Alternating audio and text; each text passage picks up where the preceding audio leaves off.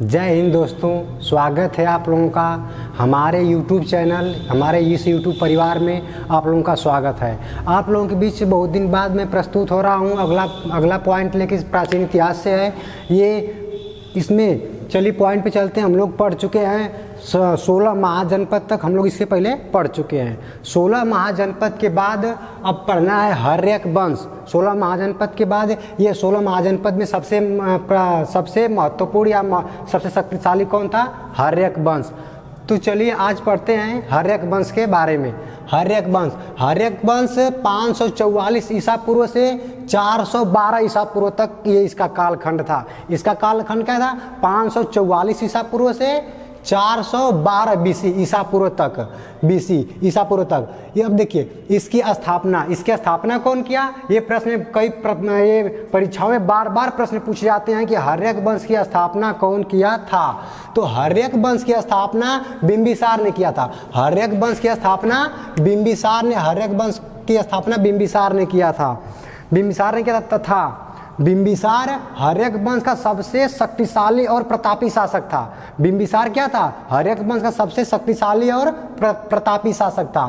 तथा बिंबिसार का कार्यकाल है 522 ईसा पूर्व से 492 ईसा पूर्व तक। 544 ईसा पूर्व से 492 ईसा पूर्व तक ये जो काल है ये बिंबिसार का है। ये काल किसका है? बिंबिसार का। अब देखिए बिंबिसार क्या था? महात्मा बुद्ध के समकालीन था। महात्मा बुद्ध के समकालीन कौन था? बिंबिसार। समकालीन अर्थात जिस कालखंड में महात्मा बुद्ध थे उसी कालखंड में कौन था? बिंबिसार भी यही था मगध में। और मगध में उसमें महात्मा बुद्ध के समकालीन था। तथा ये जो बिंबिसार था, बिंदुसार नहीं, बिंबिसार था। ये अवंती, उस समय अवंती जो नीचे के क्षेत्र अवंती का शासक था चंडप्रद्योत। अब देखिए चंडप्रद्योत एक भयंकर पीलिया बीमारी से पीड़ित हो चुका था। जो चंडप्रद्योत के जो राजवैद्य थे वो कह दिए थे कि अब आप अधिक दिन तक जीवित नहीं रह सकते हैं। तो अब जो अवंतिक शासक चंडप्रद्योत था इसको बिंबिसार ने अपना राजवैद्य, इनका ये प्रश्न पूछा गया है कि बिंबिसार के राजवैद्य का क्या नाम था? तो बिंबिसार के राजवैद्य का नाम था जीवक। अब बिंबिसार ने जीवक को भेज दिया कहाँ? अवंती। बिंबिसार को कहाँ भेज दिया?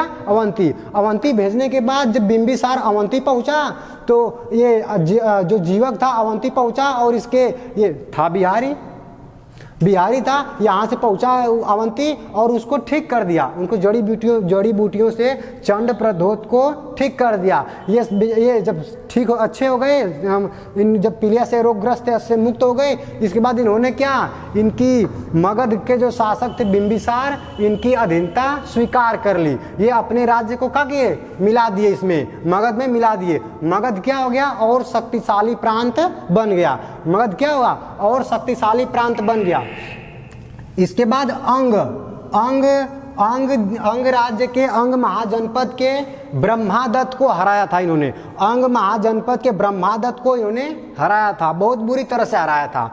तथा इसके बाद राजगृह की स्थापना की। राजगृह मतलब राजाओं के घर या उसके आसपास के ऐसे क्षेत्रों, ऐसे दुर्ग टीलाओं का निर्माण किया जो राजघराने के लिए प्रयुक्त होता था। तो राजगृह की स्थापना प्रश्न पूछा गया है ग्रुप डी में। राजगृह की स्थापना किसने किया था? तो राजगृह की स्थापना कौन? बिंबिसार ने किया था राजगृह की स्थापना।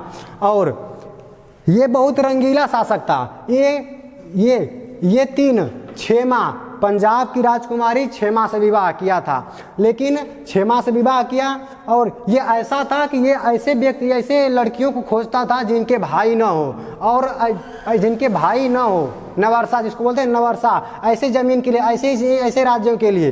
तथा ये झूठ बोलकर चलना से विवाह कर लिया। चलना से विवाह करने के बाद ये बताया क्षेमा से कि इसके पहले हमारी एक और है। तो ये क्या, क्षेमा से विवाह किया, जो पंजाब की राजकुमारी थी चेलना से विवाह किया। चेलना के कोई भाई वगैरह नहीं थे, तो चेलना से विवाह किया, लेकिन वैशाली को ले नहीं पाया। और ये उस समय मगध के बाद दूसरा सबसे शक्तिशाली कोई राज्य था तो वैशाली था। वैशाली इतना खतरनाक राज्य था कि वैशाली को लेने के लिए सिकंदर ने भी एक बार इच्छा जाहिर की थी। अब देखिए, चेलना को वैशाली से चेलना को भगा लाया और विवाह किया। इसके बाद कौशल की राजकुमारी महाकोशला से विवाह किया। विवाह करने के बाद उसको, महाकोशला को जब ये पता चला कि इसके पहले भी इनका 2 विवाह हो चुका है बिंबिसार का, तो ये काशी चली गई। काशी मतलब ये काशी चली गई। और काशी बिंबिसार को दहेज में मिला था। कौशल महाजनपद में के अंतर्गत काशी दहेज में एक अपने राज्य का एक क्षेत्र ये मगध के राजा बिंबिसार को दहेज में मिला था। तथा उसी समय जो अंग राज्य को जीता था, अंग राज्य को जीत के अजातशत्रु को दे दिया। जब अंग राज्य को जीत कर बिंबिसार ने अजातशत्रु को दे दिया, इसके बाद अब यो एक ठिकानों को फंसैले रहा। ये भी क्या था, अजातशत्रु भी किसी को मतलब बात कर रहा था। ये सोमवती नामक औरत से अंग का राजा था, तो अंग में सोमवती नामक औरत से इसका भी कुछ क्या था, संबंध था। तो सोमवती से संबंध होने के कारण अजातशत्रु ने सोमवती से प्रेम विवाह किया। लेकिन औरतें तो जानते हैं कि कैसी होती हैं, किस टाइप की। ये सोमवती बोली कि नहीं ऐसे नहीं, जब आप यहाँ मगध के गद्दी पर होंगे, आपको मैं मगध की गद्दी पर देखना चाहती हूँ। ये इनको खूब ये मतलब कि उकसाने लगी राज्य पाने के लिए। काशी दहेज में इन्हें मिला था कि बिंबिसार को। इसके बाद बिंबिसार की जो युद्ध नीति थी, ये 4 प्रकार की युद्ध नीति थी। पहला युद्ध नीति धोखे से, यह राज्यों को धोखे से या जबरदस्ती से उनसे छीन लेता था। छीनने के बाद ये धोखे से ये राज्य को अपने राज्य में मिलाता था। प्लस ये युद्ध द्वारा इसके मंत्री थे वरस्कार। ये इसके शासनकाल में सेना थे, जो इनके पुत्र अजातशत्रु के शासनकाल में बहुत बड़े सेनापति बना दिए गए। तो ये वरस्कार की सहायता से अंग को जीता था। तो युद्ध से भी जीता, प्लस दोस्ती करके आसपास के राज्यों से दोस्ती करके मगध में और क्षेत्रों को मिलाया। वैवाहिक संबंध से भी यहाँ आप लोग ये पढ़ाया कि क्षेमा, चेलना, महाकोशला, वैवाहिक संबंध से भी ये बिंबिसार ने कई क्षेत्रों को अपने क्षेत्रों में मिलाया था। अब ये सोमवती बार बार इससे कह रही थी कि नहीं, अब आप मगध की गद्दी पर बैठिए। अब क्या किया, अब बार बार कहने से एक ही बात अगर आपको 4 बार 5 बार कोई अगर कहा जाएगा तो आप सोचेंगे नहीं, हो सकता है कि बात सही भी हो सकती है। अब सोमवती कहने पर अजातशत्रु ने 492 ईसा पूर्व में अजातशत्रु इनका पुत्र था, जो इनकी हत्या कर दिया, बिंबिसार की हत्या कर दिया। बिंबिसार की हत्या इसलिए किया कि ये मगध की गद्दी पर बैठना चाहता था, इसलिए हत्या करने के बाद इसे पितृहंता वंश कहा गया। कौन सा वंश? पितृहंता वंश कहा गया। अब देखिए, इस बिंबिसार के शासनकाल के जो सिक्के थे, इनके सिक्के क्या थे? पंचमार्क या आहत सिक्के। ये प्रश्न पूछे गए हैं प्रश्न में कि आहत सिक्के बिंबिसार के शासनकाल में सिक्कों का क्या नाम था? तो ऑप्शन था आहत सिक्के, इसके बाद था रुपया का, आना का, दमड़ी का। तो आंसर क्या सही है? आहत सिक्के उस समय थे। और राजगृह किला का निर्माण किसने करवाया था? बिंबिसार ने राजगृह किला का निर्माण करवाया था। इसका ये प्रमुख राज्य ये वैशाली को अपने जीते जी बिंबिसार ने नहीं जीत पाया। इसकी हत्या अजातशत्रु ने कर दी। अब देखिए, अब पढ़ते हैं अजातशत्रु के बारे में। अजातशत्रु के बारे में, भारत का अजातशत्रु किसे कहा जाता है? भारत का देश रत्न या अजातशत्रु किसे कहा जाता है? आप लोग कमेंट में हमें बताइएगा। आप पढ़ते हैं अजातशत्रु के बारे में। इसका शासनकाल 492 ईसा पूर्व से 460 ईसा पूर्व में, अर्थात 468 में महात्मा बुद्ध की मृत्यु हुई थी। मतलब इसके शासनकाल के 8वें वर्ष महात्मा बुद्ध को महापरिनिर्वाण हुआ था। तो ये प्रेम विवाह किया था सोमवती से। सोमवती कहाँ की थी? अंग की एक सेनानी थी, सेनानी की पुत्री थी। अंग राज्य के एक सेनानी की पुत्री कौन थी? सोमवती। सोमवती से प्रेम विवाह किया। इसके बाद उसके कहने पर अपने पिता बिंबिसार की हत्या कर दिया। हत्या करने के बाद ये अपने पिता की तरह साम्राज्यवादी शासक था, अपने साम्राज्य को फैलाना बढ़ाना चाहा। पिता की तरह क्या था? साम्राज्यवादी शासक था। प्लस इसका मत क्या था? यह किस धर्म को मानता था? तो अब 6वीं शताब्दी ईसा पूर्व में जो 61 धर्मों का उदय 61 धर्मों का उदय हुआ था, उसमें 2 प्रमुख थे, जैन धर्म और बौद्ध धर्म।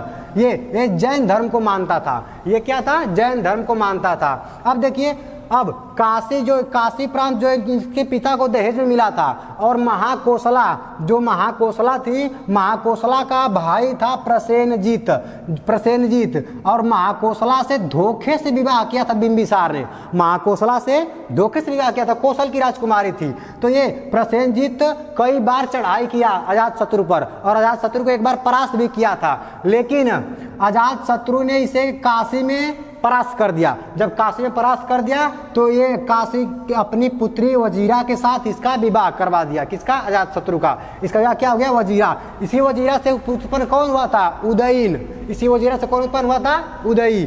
तथा इसके बाद इन्होंने जब इसके शासन के 8वें वर्ष महात्मा बुद्ध का परिनिर्वाण हो गया। परिनिर्वाण अर्थात मोक्ष को पा जाना, दीपक का बुझ जाना। अर्थात क्या? महापरिनिर्वाण कि जब इनके महात्मा बुद्ध की मृत्यु हो गई, इसके शासन काल के 8वें वर्ष क्या हो गई? मृत्यु इनकी हो गई। इसके बाद इन्होंने क्या? बौद्ध धर्म अपनाया। बौद्ध धर्म अपनाने के बाद अजातशत्रु ने प्रथम बौद्ध संगीति का आयोजन करवाया। उसी राजघराने में क्या किया? प्रथम बौद्ध संगीति का आयोजन करवाया, जो 483 ईसा पूर्व में क्या?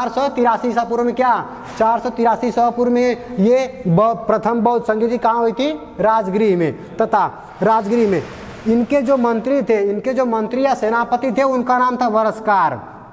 ये सोचता था कि हमारे पिताजी अपने जीते जी वैशाली को अधिकार में नहीं कर पाए। इसके बाद देखा क्या? इनका मंत्री था वरस्कार। वरस्कार को साधु के भेष में कहाँ भेज दिया? वैशाली। जब वैशाली भेज दिया, वैशाली इसलिए भेजा था कि वहाँ का गुप्तचर बनाकर अर्थात जो इसमें विदेश मंत्री गुप्तचर बनाकर कहाँ भेज दिया? वैशाली में। वैशाली भेजा क्या? वहाँ के हथियार और वहाँ के सैनिक वगैरह, वहाँ की व्यवस्था, शासन व्यवस्था जानने के लिए। तथा फेंक कर चलाए जाने वाला हथियार, ये प्रश्न 2 बार पूछा जा चुका है। फेंक कर चलाए जाने वाला हथियार का आविष्कार या कब प्रारंभ किया गया था? तो अजातशत्रु के शासनकाल में या हर्यक वंश के शासनकाल में सबसे पहले फेंक कर चलाए जाने वाला हथियार अर्थात भाला, फेंक कर चलाए जाने वाला हथियार इसके अजातशत्रु के शासनकाल में इसका आविष्कार हुआ। और इसके अपने लड़ाइयों में 2 नए शस्त्र का प्रयोग करता था। एक था महाशिला कंटक। जैसे आप लोग देखें बाहुबली फिल्म में क्या करता है? जो बाहुबली फिल्म में जो उसका भाई रहता है, वो अपने शस्त्र होते हैं अच्छे स्वयं रख लेता है, प्लस जो दूर से चलाए जाते हैं वो बाहुबली को देता है। अब देखिए, तो महाशिला कंटक इसमें बड़े बड़े पत्थर थे। अब राजा महाराजा लड़ाई में अपने दुर्ग से बड़े बड़े पत्थर छोड़ देते थे, और वो डगराते गिरते सैनिकों के ऊपर गिर जाते थे, और बहुत बड़े बड़े मात्रा में थे। इससे बहुत सैनिक हताहत हो जाते थे। प्लस रथ मूसल एक ऐसा हथियार था, ऐसा जो रथ था, रथ के सारथी के ऊपर गदा द्वारा बंधा गया था। रथ मूसल से आसपास के जो सैनिक थे सबको मृत्यु के घाट उतार दिया जाता था। ये रथ मूसल, ये रथ में दोनों तरफ बांधा गया था। इस प्रकार इन्होंने वैशाली को जीत लिया। वरस्कार की सहायता से अजातशत्रु ने वैशाली जीता था। तो प्रश्न पूछा गया है कि प्राचीन भारत का सबसे महत्वपूर्ण सेनापति कौन? वरस्कार। अब अजातशत्रु ने वैशाली को किसके मदद से जीता था? वरस्कार के मदद से जीता था। अब देखिए, इसके रथ में गदा और जंजीर जुड़ी रहती थी। रथ में जंजीर के साथ बहुत बड़े बड़े गदा, एक बार रथ को घुमाने से अगल बगल के 100-200 मीटर का मैदान साफ। ये रथ को घुमाने से 100-200 मीटर जंजीर की सहायता से, गदा की सहायता से बहुत सैनिक मारे जाते थे या धराशायी हो जाते थे। तथा घोड़ों के पीठ पर तलवार, इन्होंने वैशाली जीतने के लिए घोड़ों के पीठ पर तलवार बांधना प्रारंभ किया था। इस तलवार से क्या होता था कि आसपास के दो लाइन सेनाओं के सर धड़ से अलग हो जाते थे। ये क्या, मृत्यु के घाट उतर, मतलब मारने के लिए ये घोड़ों के पीठ पर तलवार चढ़ाना शुरू किया। तथा अब इसकी हत्या इसका पुत्र उदयन ने किया, जो वजीरा से उत्पन्न हुआ था। उदयन अपने अजातशत्रु से कहा कि हमें राजा बना दीजिए। अब आप क्या वृद्ध हो चुके हैं, तो ये जो अजातशत्रु है ये बोले कि अभी नहीं, जब हमारे मृत्यु के बाद तुमको गद्दी दी जाएगी। लेकिन उदय ने 460 ईसा पूर्व में इसकी हत्या कर दी। ये था हर्यक वंश के 2 प्रमुख शासकों के बारे में।